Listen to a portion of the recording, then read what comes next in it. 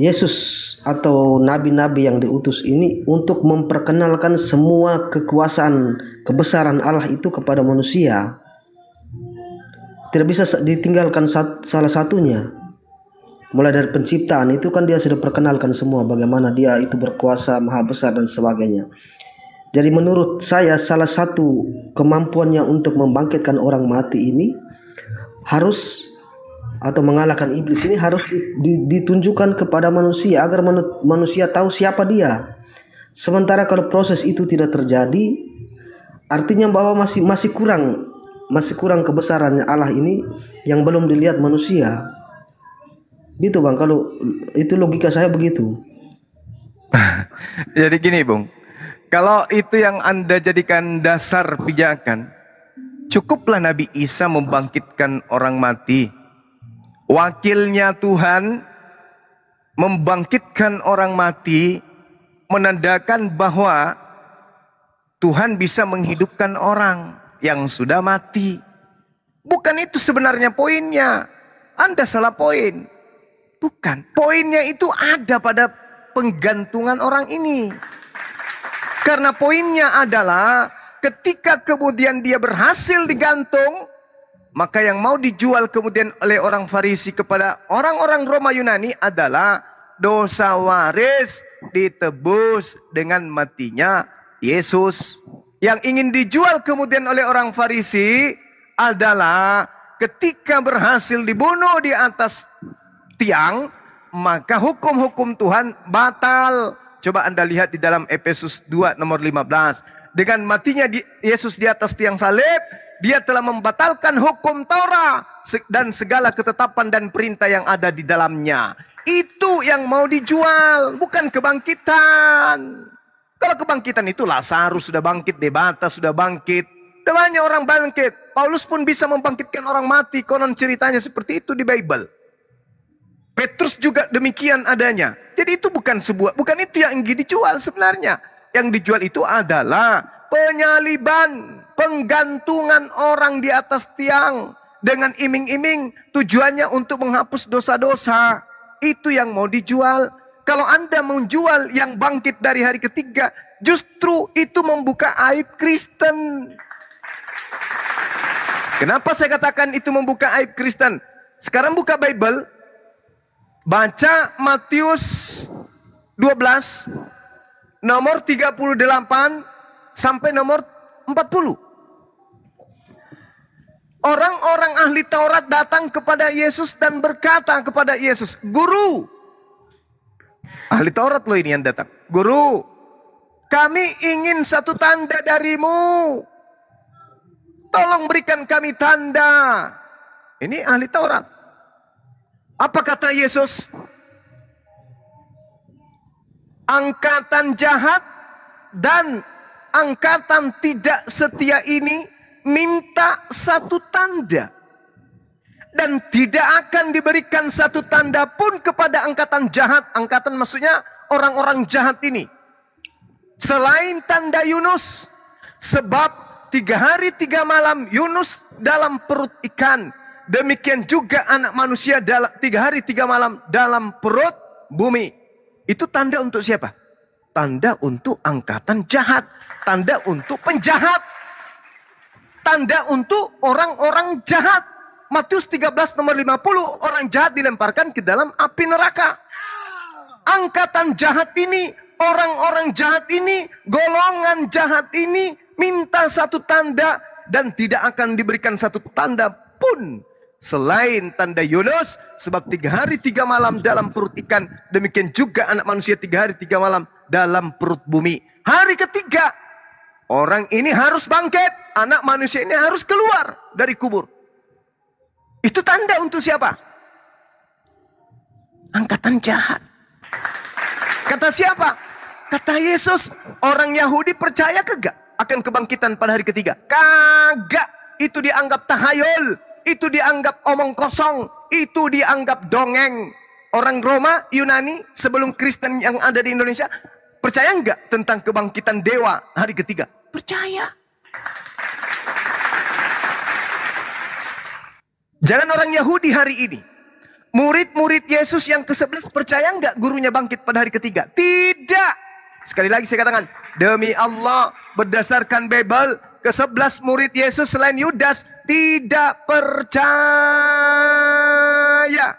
akan kebangkitan hari ketiga. Mana dalilnya?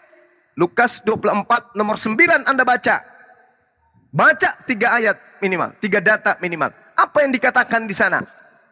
Ketika datang murid-muridnya kemudian kemudian orang-orang yang datang ke makamnya anak manusia tersebut. Apa yang dituliskan dalam kitab saudara? Setelah mereka perempuan-perempuan ini berasal dari kuburan, maksudnya dia datang ke kubur, balik dari kuburan, perempuan-perempuan ini kemudian mendatangi ke-11 murid. Di data nomor 9. Perempuan-perempuan ini kemudian mendatangi ke-11 murid, memberitahukan kepada murid-murid apa yang sedang mereka lihat di dalam kuburnya Yesus. Ternyata tak ada mayatnya. Tetapi bagi mereka ke-11 murid ini, perkataan-perkataan perempuan itu dianggapnya omong kosong. Tidak percaya. Berarti ke-11 murid bukan angkatan jahat. Mereka menganggap, itu dongeng, itu omong kosong, itu apaan sih? Apa sih yang kalian cerita? Meskipun demikian, Petrus kemudian bangun. Lalu Petrus cepat-cepat ke makamnya Yesus. Lalu menjenguk ke dalam. Apa yang ditemukan oleh Petrus hanya kain kafan. Lalu dia berkata dalam hatinya, apa yang kiranya sedang terjadi? Kalau Petrus diajarkan, wahai Petrus, ini tanda Yunus akan kuberikan kepadamu. Apa itu, bos? Anak manusia akan berada di perut bumi 3 hari 3 malam. 3 malam aja, bos. 3 hari aja. Ya. Pada hari ketiga saya akan bangkit, Petrus. Oh, oke. I know. Aku mengerti, aku paham. Faktanya Petrus mengatakan dalam hatinya, apa yang sedang terjadi ya? Kira-kira ini ada apa? Kok bisa kayak gini ya? Kok tak ada mayatnya dalam kubur ya? Apa yang terjadi ya?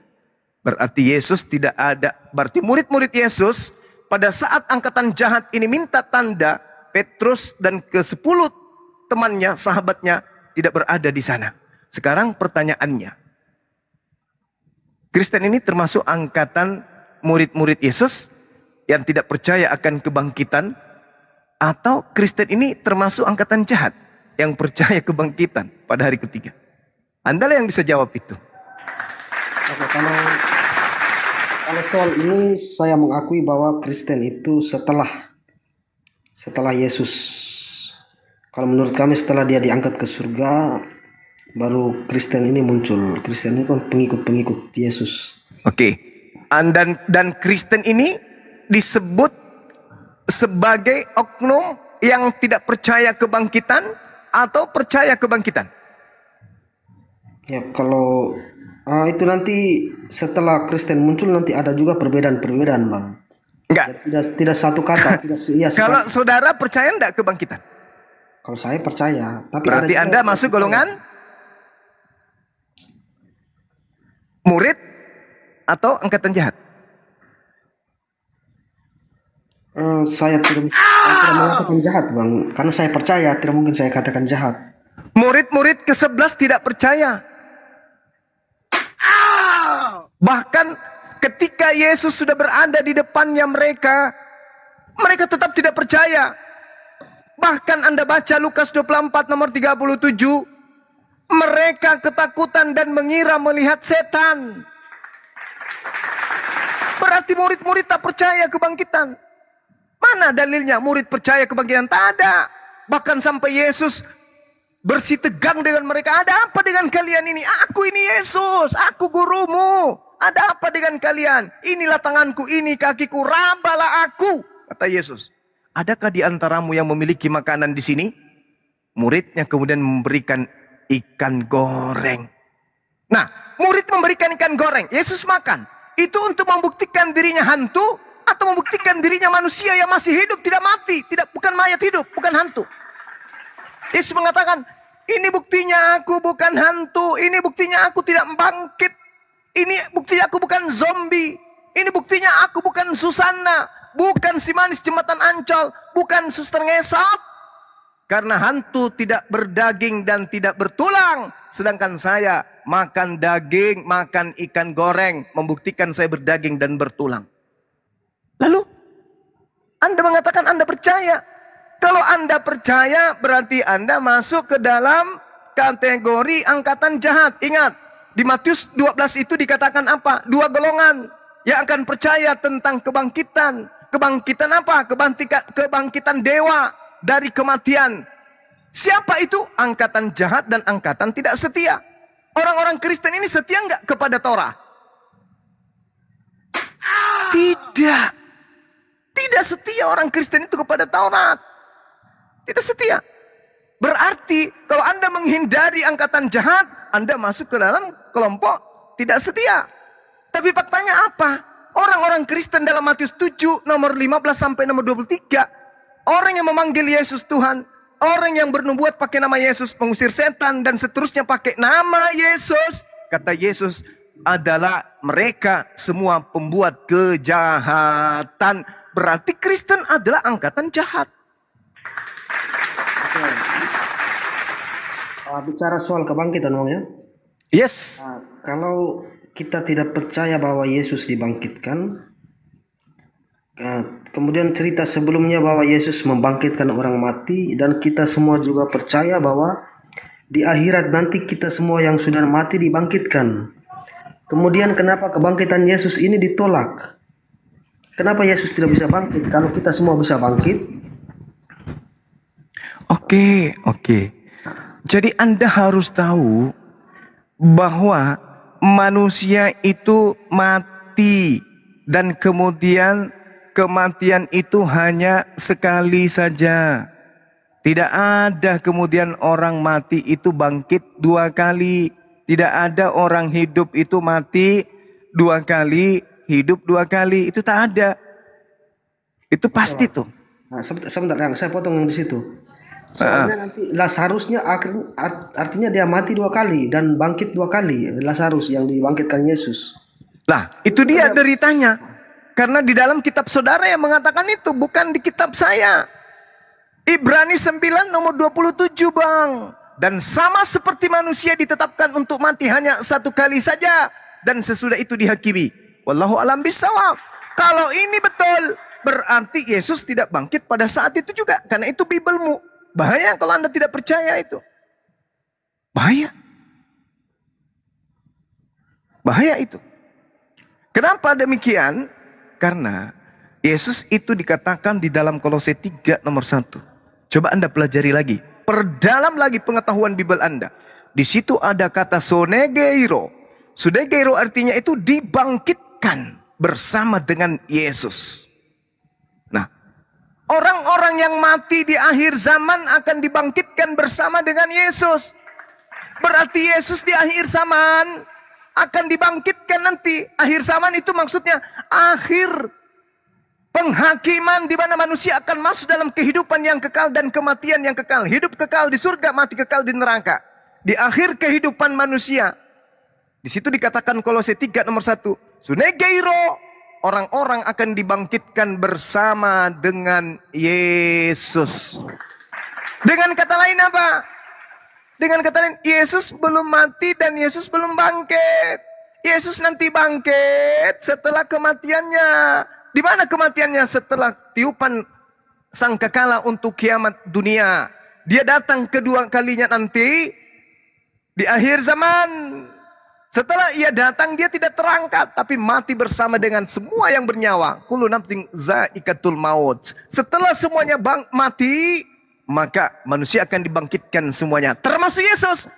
Itu di mana tertulis? Kolose 3 nomor 1, Bang. Bukan saya ngarang, saya berdasarkan dalil. Sehingga ketika Yesus terangkat ke langit, Nabi Isa kami naik ke langit, itu tidak mengalami proses kematian dulu. Yang mati itu penggantinya. Berdasarkan Bible, orang terkutuk. Yang terkutuk Yudas. Berarti yang digantung itu Yudas. Yang kalian sembah adalah Yudas. Hadiah dari iblis. Oke, Bang, kalau soal Yudas ini, kami percaya bahwa dia juga disalib. Dia salib malan dibalik ke kepala ke bawah.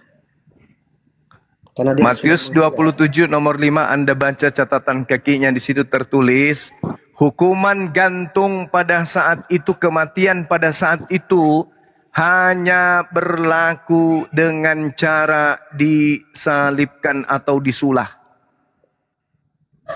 Jadi Yudas disalib pada saat itu, digantung di atas pohon. Oke? Saya rasa sudah jelas bahwasanya ketika Anda mengatakan Anda percaya tentang kebangkitan, berarti Anda termasuk angkatan jahat. Dan itu terbukti orang-orang Kristen memang disebut sebagai penjahat oleh Yesus. Baca Matius 7 nomor 22 sampai nomor 23, Bung. Di situ dikatakan orang yang memanggil dia Tuhan bermukjizat pakai namanya, dalam nama Yesus, dalam nama Yesus. Nah itu ada tuh, itu gereja tuh. Apa kata Yesus? Pada waktu itulah aku akan berterus terang kepada mereka, aku tidak mengenal kalian, enyahlah daripadaku, kalian semua adalah pembuat kejahatan. Kenapa Kristen ini disebut sebagai pembuat kejahatan? Karena Kristen percaya kebangkitan pada hari ketiga. Apa akibat percaya kepada kebangkitan hari ketiga? Orang Kristen berangan-angan dan berhalusinasi, ini bukti ketuhanan Yesus. Padahal Yesus mengatakan bahwa hidup kekal itu adalah mereka mengenal Engkau satu-satunya Tuhan dan mengenal Yesus Kristus yang telah Engkau utus. Berarti Yesus memberikan syarat kepada pengikutnya untuk mendapatkan surga. Anda harus percaya dan mengenal dua hakikat. Hakikat pertama adalah hakikat pencipta, satu-satunya pencipta. Hakikat yang kedua adalah manusia yang diutus. Itu syaratnya, bukan satu yang dikenal tapi dua. Yang pertama yang dikenal adalah Tuhan sebagai hakikat satu-satunya Tuhan. Yang kedua yang dikenal adalah Yesus sebagai utusan Tuhan. Dan alhamdulillah itu hanya disifati dalam iman Islam. Sedangkan di Kristen, Yesus itu Tuhan itu sendiri. Berarti sejatinya Yohanes 17 nomor 3. Besok kalau ada revisian Bible, tolong kalau bisa itu direvisi. Hidup kekal itu adalah mereka mengenal aku satu-satunya Tuhan yang benar. Itu baru benar imannya Kristen. Tapi selama itu tidak direvisi, kata Yesus dalam Yohanes 17:3, hidup kekal itu adalah mereka mengenal Engkau satu-satunya Tuhan yang benar dan mengenal aku yang Engkau utus. Berarti Yesus mau dikenal sebagai utusan Tuhan. Lebih daripada itu, berdasarkan 2 Yohanes 1 nomor 7, itu berarti penyesat. Siapakah antikristus itu? Siapakah pendusta itu? Siapakah penyesat itu? Bukankah dia yang pergi ke seluruh dunia, yang tidak mengaku Yesus Kristus datang sebagai manusia? Dialah penyesat itu, dialah antikristus itu. Jadi kalau Kristen menganggap Yesus itu Tuhan itu sendiri, berarti Kristen itu adalah antikristus. Karena Kristen tidak mengajarkan Yesus itu datang sebagai manusia. Kalau Kristen mengatakan, kami beriman Bang Suma, Yesus itu datang sebagai manusia. Oke, itu di mulut. Coba kita perhatikan kalau dia di gereja. Siapa yang mereka ibadahi? Yesus. Berarti hanya di mulut kemudian dia berkata Yesus itu manusia, tetapi pada praktiknya menurut iman dan kalbu mereka, hati mereka, pikiran mereka, hidup mereka, ibadah mereka, Yesus itu adalah Tuhan itu sendiri. Berarti betul 2 Yohanes 1 nomor 7. Siapakah Planos itu? Planos itu bahasa Yunani, artinya pembohong. Yang disebut pembohong lain di mulut, lain di praktek. Itu pembohong. Mulutnya berkata Yesus adalah rasul utusan Tuhan, Yesus adalah manusia, praktiknya Yesus adalah Tuhan itu sendiri. Itulah Planos, itulah penyesat. Dan itu hanya disifati oleh iblis. Siapa yang tertawa, siapa yang bahagia, siapa yang senang ketika apa yang menjadi upayanya merasuki Yudas berhasil. Apa itu? Menjadikan orang-orang yang lemah akal menyembah orang yang mati digantung di atas tiang. Siapa yang tepuk tangan? Tuhan atau iblis?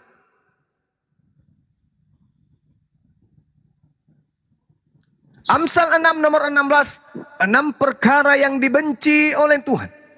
Bahkan 7 kekejian di dalam hatinya. Salah satunya adalah orang yang menumpahkan darah orang yang tidak bersalah. Berarti pembunuhan terhadap Yesus di atas tiang salib. Kalau benar-benar itu adalah Yesus, maka itu adalah kekejian. Itu adalah hal yang dibenci oleh Tuhan. Maka orang yang beriman, percaya kepada penyaliban, itu adalah orang-orang yang berkongko-kongko dengan iblis. Baca Amsal 6 nomor 16. Itu adalah kekejian. itu adalah kebencian yang sangat dimurkai oleh Tuhan. Jadi pembunuhan terhadap Yesus adalah hal yang sangat dibenci, adalah hal yang sangat dimurkai oleh Tuhan. Nah, sedangkan Kristen ini, dengan kematian dan dengan berhasilnya kemudian iblis merasuki Yudas, Kristen bertepuk tangan ria. Maka muncul pertanyaan, andai saja orang Kristen hidup di zaman Yudas, kira-kira Kristen ini berada di kubu mana? Kubunya Yudas yang kerasukan setan, atau kubunya Tuhan yang tidak mau orang suci, orang benar ini dibunuh? Kira-kira Kristen berdiri di mana? Oh, Kristen berdiri di kubu Tuhan, Bang Suma. Apa itu? Tuhan melarang, jangan kau bunuh orang yang tidak bersalah, jangan kau bunuh Yesus. Kristen ada di situ. Pertanyaannya, kalau Kristen melarang pembunuhan terhadap Yesus, iblis jangan. Yudas jangan. Berarti Kristen dengan mengimani Yesus atas kematiannya, Kristen masuk dalam golongan orang munafik. Kalau tidak munafik, maka kemana Kristen ini akan menggadaikan dan menebus dosanya kalau tidak mati di atas tiang salib? Ayo.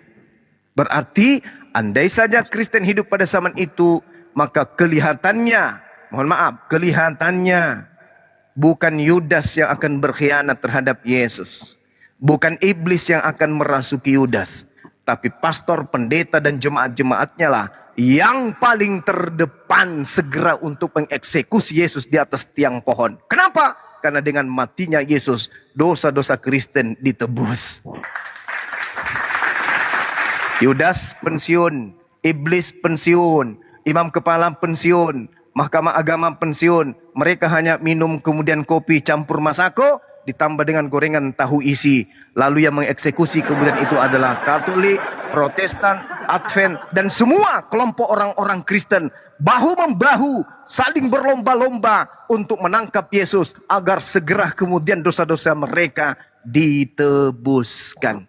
Apakah orang Yahudi ditebus dosanya dengan mereka membunuh Yesus? Tidak. Mereka hanya dibebaskan dari penjajahan Romawi. Itu pun tak berhasil. Kenapa? Karena sejatinya yang digantung ini bukan Yesus, tapi yang disalib ini adalah orang yang terkutuk, yaitu Yudas laknatullah alaih.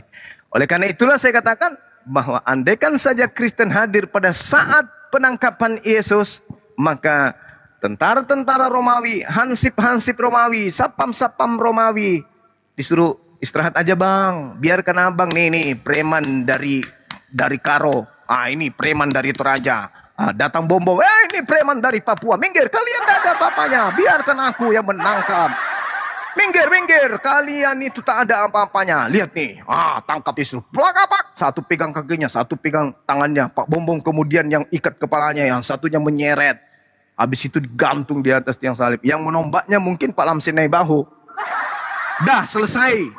Hore! Keturunan Kristen kemudian ditebus dosa-dosanya. Tak ada manfaatnya untuk tentara Romawi. Apa manfaatnya? Tak ada manfaatnya juga untuk imam kepala, mahkamah agama, orang Farisi. Tak ada manfaatnya.